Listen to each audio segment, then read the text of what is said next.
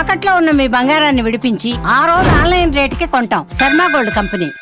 ఆండాల్ తిరువడిగళే శరణం. 11వ పాశ్రంలోకి ప్రవేశించాం. 10 రోజుల వరకు శుద్ధివ్రతము బుద్ధివ్రతము పూర్తయిపోయాయి. ఇప్పుడు 11వ పాశ్రంతో బుద్ధి కుదిరితే జ్ఞానం కుదురుతుంది, జ్ఞానం కలుగుతుంది. కాబట్టి జ్ఞానవ్రతం ప్రారంభమవుతుంది.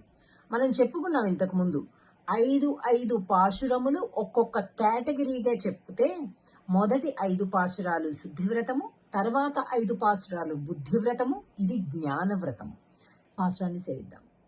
கற்றுக்கரவை கணங்கள் பலகரந்து செத்தார் திரளழியச் சென்று செரு செய்யும் குற்றமொன்றில்லாத கோவலர்தம் பொற்கொடியே புத்தரவலுகுல் புனமயிலே பூதராய் சுத்தத்து தோழிமார் எல்லாரும் வந்து நின்முத்தம் புகுந்து முகில் வண்ணன் பேர்பாடா சித்தாதே பேசாதே செல்வ பெண்டாட்டி நீ எத்துக்குறங்கும் பொருள் ఏలోరెంబావాయ్.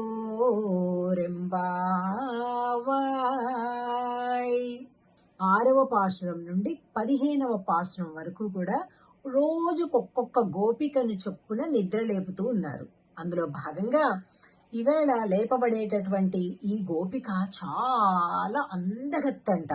అలాంటి అందగత్తని ఒండ్రిల్లాద కోవలర్దం పొర్కొడియే. అమ్మా, నీ యొక్క వంశము ఎంత గొప్ప వంశం అంటే స్వామి కోసం మిగిలిన పనులన్నీ కూడా వదిలేసి వెళ్ళేటటువంటి గొప్ప వంశం. అలాంటి భక్తి స్నేహము కలిగిన వంశంలో పుట్టినటువంటి దానివి. ఎలాగా ఉందంట, ఖర్చు కరవై కణంగల్ పలకరందు. చాలా ఆమె యొక్క వెనక చావిట్లో ఉండేటటువంటి ఆ పశువుల కోష్టం అంటాం కదా, అక్కడ ఉండేటటువంటి అవన్నీ కూడా అరుస్తూ ఉన్నాయంట. ఎందుకంటే అక్కడ దూడలు నిప్పేటటువంటి వాళ్ళు లేరట. సో పాలు చేపుకొచ్చేసి అలాగా ఉన్నాయంట. ఏమైపోయారు అందరూ అంటే, ఎంత బలం కలిగినటువంటి గొప్ప అన్నయ్యలంట వీడికి.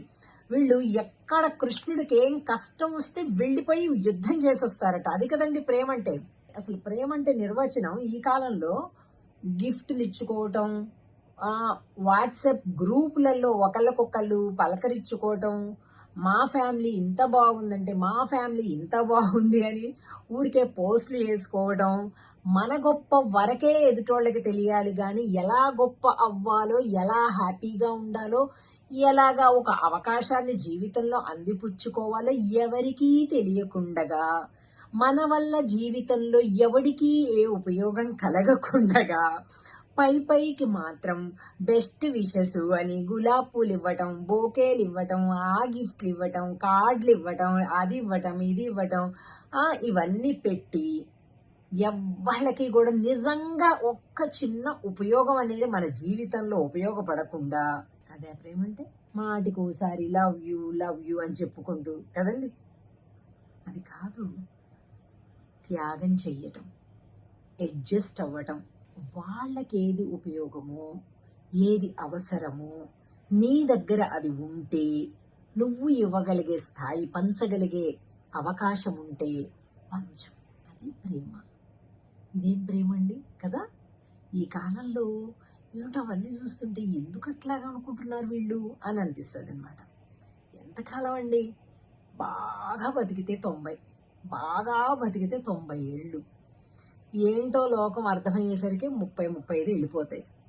ఇంకా అర్థమయ్యాక మనం ఇంకొకరికి పెట్టగలిగే స్థితి వచ్చిన తర్వాత ప్రతి విషయంలో కూడా మోసంతోటి, అబద్ధాలతోటి, దాపరికాలతోటి, ఏమో ఈ గోపిక యొక్క అన్నలు అసలు అలా కాదు. ప్రేమ ఎంత ఉందంటే కృష్ణుడి మీద, ఆయనకి ఏ కష్టం ఎవడు ఏ రూపంలో కలిగించినా చెప్పా పెట్టకుండా వెళ్ళిపోయి యుద్ధం చేసేసి వాళ్ళని ఖతం చేసేసి వస్తారట. వాళ్ళని ఓడించేసి కృష్ణుడి పాదాల మీద పడేలాగా చేసి వస్తారట. అదండి కృష్ణుడు ఎదురుగా చేద్దాం అలాగ అనుకోవట్లే. కృష్ణుడు అసలు అవసరం లేదు, కృష్ణుడికి తెలియనే అక్కర్లేదు అనమాట. వెళ్ళిపోతారు, వస్తారు. కుట్రమున్రిల్లాద కోవలర్దం పోర్కొడియే. కుత్తం ఒండ్రిలాగా అసలు ఆ కులంలో దోషమే లేదంట, లోపమే లేదంట అండి. అసలు కొన్ని కొన్ని వంశములు, కొన్ని కొన్ని కుటుంబాలు ఎటువంటి దోషం లేకుండా ఉన్నాయి అంటే కొద్దిగా ఈ కాలంలో వింటుంటే కూడా ఆశ్చర్యంగాను, అబ్బా అలా కూడా ఉంటే ఎంత బాగుంటుంది అని అనిపిస్తుంది కదా. నిజంగా అండి, ధర్మంతో సమర్థతతోటి జీవితాన్ని నడుపుతూ ఉంటే కుటుంబాన్ని తప్పకుండా మనకు అలాంటి కుటుంబాన్ని భగవంతుడు ప్రసాదిస్తాడు.